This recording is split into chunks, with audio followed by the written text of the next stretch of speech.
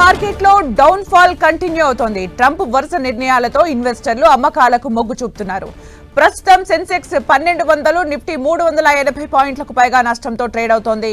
అన్ని రంగాల కౌంటర్లు అమ్మకాల ఒత్తిడికి లోనవుతున్నాయి. ముఖ్యంగా బ్యాంకింగ్, ఆటో స్టాక్స్ భారీ కరెక్షన్ కు గురవుతున్నాయి. Adani enterprises, Grasim, Infosys, Trent, HCl technologies Nifty top gainers గా ఉన్నాయి. ఇక Eicher Motors, Apollo hospitals, Bharat electronics, SBI life insurance, power grid corporation Nifty top losers గా ఉన్నాయి.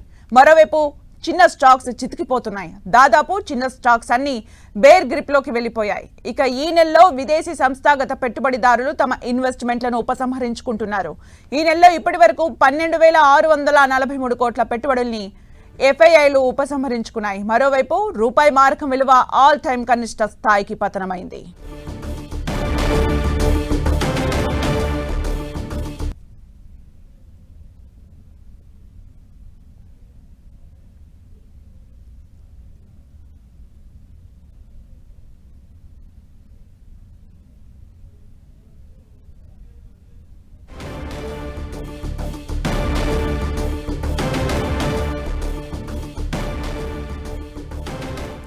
ఇక దీనికి సంబంధించి మరింత ఎనాలిసిస్ మనకు అందించడానికి మార్కెట్ ఎక్స్పర్ట్ క్రాంతి బత్తిన గారు ఫోన్ లైన్ లో సిద్ధంగా ఉన్నారు. నమస్తే సార్.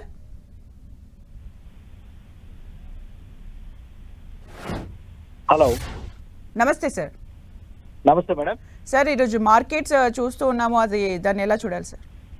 ఈ రోజు కనుక చూస్తే కనుక మార్కెట్స్ 23,000 లెవెల్, ఇది చాలా crucial support point madam. Morning కనుక చూస్తే కనుక ఫస్ట్ హాఫ్ నుంచే ఈ రోజు మార్కెట్ లో సెల్లింగ్ ప్రెషర్ అనేది కనపడింది. కానీ ఏంటంటే టైం ప్రోగ్రెస్ అయిన కొందికి యూరోపియన్ మార్కెట్స్ కూడా నెగిటివ్ లో క్లోజ్ అవడంతో మార్కెట్స్ ఇప్పుడు 23,000 లెవెల్, అంటే ఈ రేంజ్ అనేది చాలా ఇంపార్టెంట్ క్రూషియల్ రేంజ్.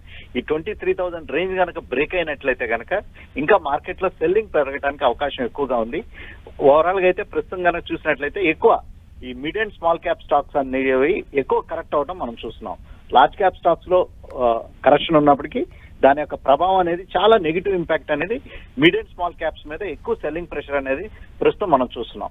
గత కొంతకాలంగా ఫారెన్ పోర్ట్ఫోలియో ఇన్వెస్టర్స్ స్ట్రాంగ్ గా సెల్ చేయడం జరుగుతుంది. కానీ ఏంటంటే రిటైల్, ఇండియన్ రిటైల్ కానీ డిఐఎస్ చాలా స్ట్రాంగ్ గా బయింగ్ చేస్తున్నారు. కానీ ఈ రోజు నిన్న చూసినటువంటి ఫాల్ గానే మనం చూసినట్లయితే ఏదైతే mid and small cap stocks లో ఎక్కువ సెల్లింగ్ చూడటం మనం చూస్తున్నాం. అంటే సార్, మీరు చెప్తున్నట్టు నిన్న ఈ రోజు అని చెప్తున్నారు, అంటే ఇంతలా నష్టపోవడానికి ప్రధాన కారణం ఏంటి సార్? ఒకటైతే జియో పొలిటికల్ ఇష్యూస్, ప్రస్తుతం ఉన్నటువంటి టారిఫ్ వార్, ఇదంతా మార్కెట్ కి గ్లోబల్ గా నెగిటివ్ గా ప్రభావితం చూపిస్తుంది.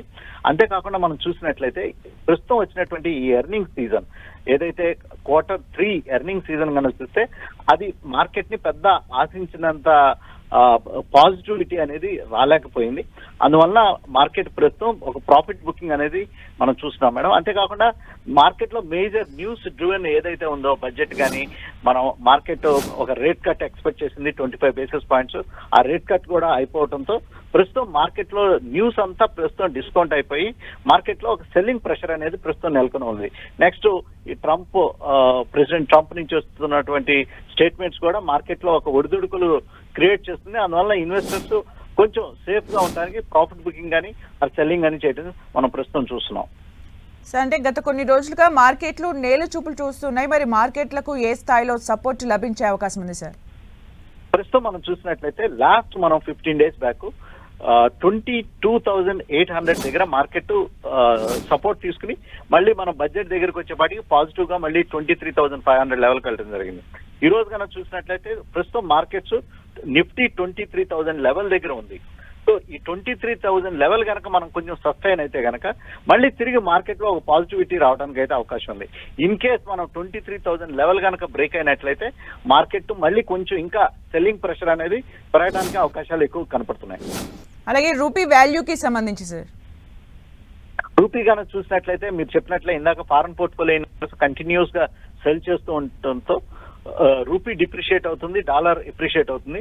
ఇది కనుక మనం చూసినట్లయితే త్రూఅవుట్ ఎమర్జింగ్ మార్కెట్ కంట్రీస్ అన్నిటితో డాలర్ ఎప్రిషియేట్ అవుతూ రూపీ ఎమర్జింగ్ మార్కెట్ కంట్రీస్ యొక్క కరెన్సీస్ అన్ని డిప్రిషియేట్ అయినాయి. కానీ ఏంటంటే లాస్ట్ 10-15 డేస్ కనుక చూస్తే కనుక ఇండియన్ రూపీ అనేది ఎక్కువ డిప్రిషియేట్ అవటం మనం చూస్తున్నాం. ఇది కొంచెం ఎక్స్పోర్ట్ ఓరియంటెడ్ కంపెనీస్ కి అనుకూలంగానే చూడాలి. కానీ ఏంటంటే ఈ ట్రంప్ టారిఫ్ వార్ ఈ న్యూస్ అనేది నెగిటివ్ గా ఇంపాక్ట్ చేస్తుంది. కానీ ఒకటి మేడం, ఇన్వెస్టర్స్ కొంచెం కొత్తగా ఎంటర్ అయిన ఇన్వెస్టర్స్ కొంచెం భయపడటానికి అవకాశం ఉంది. కానీ ఏంటంటే ఇండియన్ ఎకానమీ కనుక చూస్తే చాలా మంచి షేప్ లో ఉంది ఇప్పుడు ప్రస్తుతం. నెక్స్ట్ 1 year లో మార్కెట్ మళ్ళీ తిరిగి పుంజుకోవడానికి అయితే అవకాశం ఉంది. ఇది షార్ట్ టర్మ్ బ్లిప్ గానే చూడాలి. దీన్ని చూసి పెద్ద వరి అవ్వాల్సిన అవసరం అయితే ఏమీ లేదు. సార్, అంటే కంటిన్యూస్ గా ఇలా డౌన్ ఫాల్ అవుతుంటే ఇన్వెస్టర్లు నిజంగా కొత్తగా ఇన్వెస్టర్లు మాత్రం టెన్షన్ పడే అవకాశం కనిపిస్తూ ఉంటుంది. మరి మీరు ఇచ్చే సజెషన్ ఏంటి సార్ వాళ్ళకి? ఏంటంటే ఈక్విటీ మార్కెట్ లోకి వచ్చేటప్పుడే ఇటువంటి ఒడిదుడుకులు అనేవి సహజంగానే చూడాలి. వీటికి ప్రిపేర్ అయిన వాళ్ళే ఈక్విటీ మార్కెట్ లోకి రావాలి మేడం. నార్మల్ గా ఏంటంటే ఈక్విటీ మార్కెట్ లో ఎటువంటి ఒడిదుడుకులు ఉండవండి, ఇది వన్ వే పైకి వెళ్ళిపోతుంది అనుకుంటాం అనేది చాలా తప్పుగా చూడాలి. ఈక్విటీ మార్కెట్ లో ఈ ఒడిదుడుకులు అనేవి సర్వసాధారణంగా జరుగుతూ ఉంటాయి అన్నమాట. ఎందుకంటే గ్లోబల్ మార్కెట్ లో జియో పొలిటికల్ గా వచ్చే ప్రతి సిచ్యువేషన్ కి మార్కెట్ అనేది రెస్పాండ్ అవుతుంది, especially stock markets, equity markets. అందువల్ల వీటన్నిటికీ ప్రిపేర్ అయిన వాళ్ళే స్టాక్ మార్కెట్ లోకి రావాలి. నేను ఇన్ కేసు ఇటువంటి ఒడిదుడుకులకి నాకు వద్దు, వాలటాలిటీకి నేను ప్రిపేర్ గా లేనంటే స్టాక్ మార్కెట్స్ కి దూరంగా ఉంటామే మంచిది.